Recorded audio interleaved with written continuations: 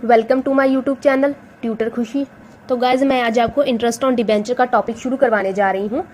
ये ज़्यादा इंपॉर्टेंट तो नहीं है एग्जाम के पॉइंट ऑफ व्यू से, पर आपके सिलेबस का एक पार्ट है तो इसे हम स्किप नहीं करेंगे, इसलिए मैं आज ही वाइंड अप भी कर दूंगी। तो ठीक है, इंटरेस्ट ऑन डिबेंचर को आज शुरू करते हैं। सबसे पहले इंटरेस्ट ऑन डिबेंचर की बात कर लेते हैं। कंपनी जब क्या है डिबेंचर इशू करती है, इशू किसको करती है? पब्लिक को करती है। इशू करने के बाद कंपनी को क्या है, एक फिक्स्ड रेट ऑफ इंटरेस्ट पे करना पड़ता है। किसे पे करना पड़ता है? डिबेंचर होल्डर को। अब डिबेंचर होल्डर कौन होता है? वो पर्सन जिसने कंपनी के डिबेंचर सब्सक्राइब किए होते हैं, जिसने कंपनी के डिबेंचर रिसीव किए होते हैं। ठीक है, जिसके पास कंपनी के डिबेंचर होते हैं। ठीक है, वो क्या होता है? Debenture holder. The person who hold the debenture, that is debenture holder. तो कंपनी क्या है, एक फिक्स रेट ऑफ इंटरेस्ट पे करती है डिबेंचर होल्डर को, जिसने वो सब्सक्राइब डिबेंचर होल्डर वो पर्सन होता है जिसने सब्सक्राइब किए हुए होते हैं डिबेंचर।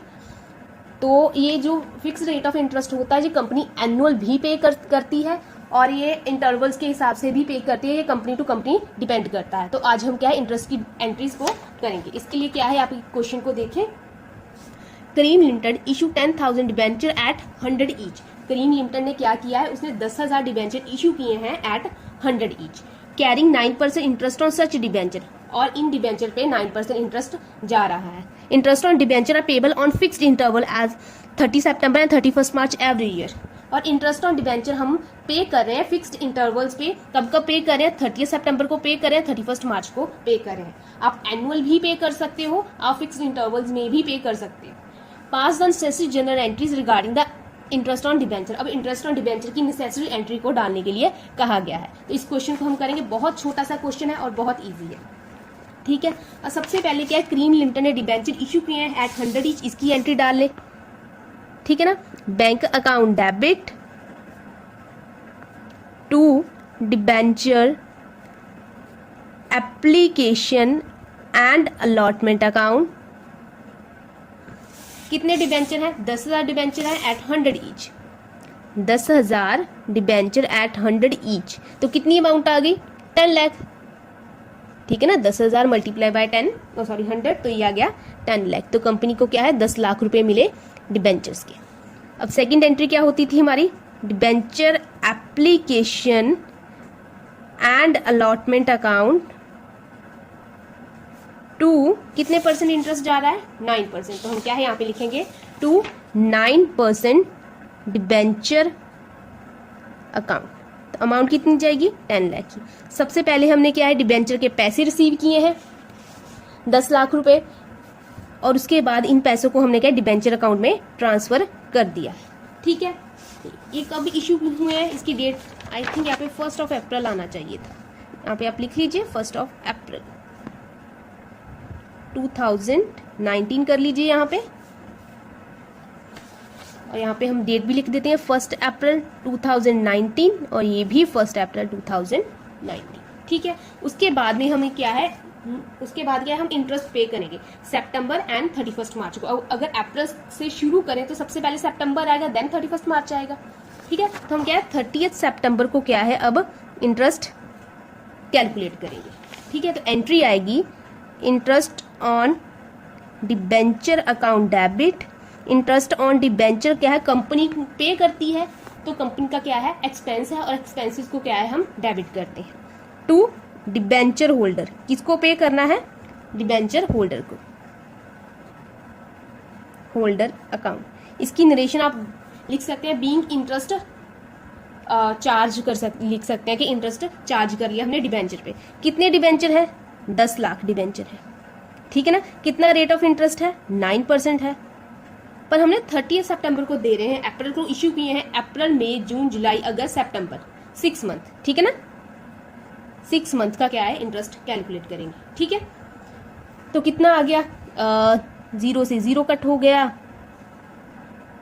2 6 3 3, तो ये कितना आ गया हमारे पास 30,000। If I am not know I think calculation थोड़ा सा मुझे कैलकुलेटर यूज कर ही लेती हूँ। वैसे ऑब्वियसली आई थिंक 45,000 आना चाहिए का 9%। हाँ यस 45,000, कुछ गलती कर दी है मैंने कैलकुलेशन में, तो ये आ गया 45,000। तो यहाँ पे आ जाएगा इंटरेस्ट ऑन डिबेंचर आपका 45,000। कभी कभी गलती हो जाती है, प्लीज़ इग्नोर कर देना। अभी कमेंट में बताने मत लग जाना कि मैम आपने गलत कर दिया है, थोड़ा सा गलती हुआ तो प्लीज़ करेक्ट कर लीजिएगा। वैसे तो 45,000 बिल्कुल सही है, ठीक है। अब सेकंड एंट्री क्या डालेंगे, अभी इसको डिबेंचर होल्डर को निकालना है, तो अभी क्या डिबेंचर होल्डर को पे भी करना है, तो एंट्री आएगी debenture holder account debit to bank account. पहले हमने कैलकुलेट किया, अभी क्या है हम पे कर रहे हैं। Debenture holder account debit to bank account कितने हैं, 45,000 ही आया, तो 45,000 ही आएगा, ठीक है। ये होगी 30 सितंबर को हमारी एंट्री। जो पुरानी एडिशन की बुक है, पुरानी बुक्स है, उसमें क्या है टीडीएस को भी कंसीडर किया गया है। यहाँ पे क्वेश्चन में हमें क्या है टीडीएस का रेट भी गिवन होता था और उसको हम क्या है यहाँ पे कंसीडर भी करते थे। बट जो नए एडिशन की बुक्स आई हैं उसमें क्या है टीडीएस का पॉइंट को कट कर दिया गया है आपके सिलेबस में से, तो इसलिए क्या मैं टीडीएस वाला पॉइंट नहीं करवा रही हूँ। अगर नए एडिशन की बुक्स में कट कर दिया तो होपफुली आपको वो एग्जाम में भी वो पॉइंट नहीं आएगा, क्योंकि वो आपके सिलेबस से कट हो चुका है, ठीक है। उसके बाद में एंट्री आएगी 31 मार्च को। 31 मार्च को एंट्री आएगी, सेम एंट्री। हम 31 मार्च को भी क्या है इंटरेस्ट देंगे, कितना, ठीक है ना। 30 सितंबर को दे दिया, अब 31 मार्च को देंगे। Interest on debenture account debit to debenture holder,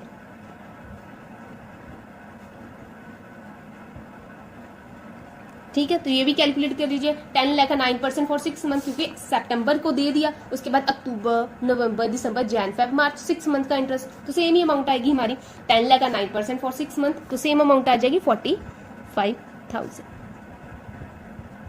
ठीक है ना। सितंबर तक का हमने दे दिया, अब सितंबर से 31 मार्च तक का देना है, तो सितंबर चला गया, उसके बाद आएगा अक्टूबर, नवंबर, दिसंबर, जैन, फेब एंड मार्च, तो 45,000। अब इसकी भी सेम एंट्री आएगी, debenture holder account debit to bank account, तो अमाउंट क्या है 45,000, ठीक है। अमाउंट आ जाएगी 45,000, ठीक है। यही आपका एक क्वेश्चन इनफ है। आपकी बुक्स में भी एक ही क्वेश्चन दिया था तो मैंने वो करवा दिया, ऐसा ही क्वेश्चन था, मैंने थोड़ा सा मोल्ड कर लिया। तो अभी लास्ट एंट्री जो हम और एक 31 मार्च को डालेंगे वो क्या है, आपको लास्ट 11th स्टैंडर्ड में भी करवाया गया था। जितने भी हम नॉमिनल अकाउंट है उन्हें हम at the end of the year profit and loss account में क्या है राइट ऑफ करते हैं। आपने पढ़ा होगा, तो हम क्या है राइट ऑफ करेंगे profit and loss account debit to interest on debenture account. Interest on debenture एक नॉमिनल अकाउंट है, तो इसे क्या है राइट ऑफ करते हैं। कितना इंटरेस्ट है, एक 45,000 का है, एक इंटरेस्ट हमारे पास 45,000 का, दूसरा भी 45 का, तो 45 प्लस 45 दैट इज 90,000। तो 90,000 के इंटरेस्ट को क्या है हम राइट ऑफ कर दिया है प्रॉफिट एंड लॉस अकाउंट। तो ये क्या है आपको आ भी सकता है 3 मार्क्स में क्वेश्चन, पर इतना इंपॉर्टेंट नहीं है, मैंने करवा दिया है फिर भी। तो बहुत ईजी क्वेश्चन है, वेरी वेरी ईजी क्वेश्चन, ठीक है। तो ये क्वेश्चन आप देख लीजिए, ये आपका इंटरेस्ट ऑन डिबेंचर टॉपिक खत्म हो गया है। और इसके बाद एक लास्ट छोटा सा टॉपिक बचा है, writing of loss on debenture. हम क्या जो लॉस हो रहा है डिबेंचर पे, जो हमने लास्ट एंट्री करवाई थी, यहाँ पे आ रहा है ना लॉस ऑन इश्यू डिबेंचर, जितना भी लॉस हो रहा है इंटरेस्ट हो रहा है उसको क्या है हम राइट ऑफ करेंगे at the end of the year. और राइट ऑफ कैसे करना है, राइट ऑफ करना है सबसे पहले हमने सिक्योरिटी प्रीमियम अकाउंट यूज करना है, ठीक है। अब सिक्योरिटी प्रीमियम के बाद हमने क्या यूज करना है, जनरल रिजर्व यूज करना है, ठीक है। और उसके बाद भी अगर बैलेंस कम पड़ जाए तो हमें क्या है profit and loss account use करना है to loss on issue of debenture, ठीक है। ऐसे करके ये आपकी एंट्री डाली जाएगी, loss on issue of debenture. अब इसका मैं एक छोटा सा आपको क्वेश्चन करवा देती हूँ, तो आप देखें इसे। तो क्वेश्चन रहने देते हैं इसी, मान लीजिए यही आपका क्वेश्चन है जो मैंने लास्ट 6 केस करवाया था आपको, ठीक है ना।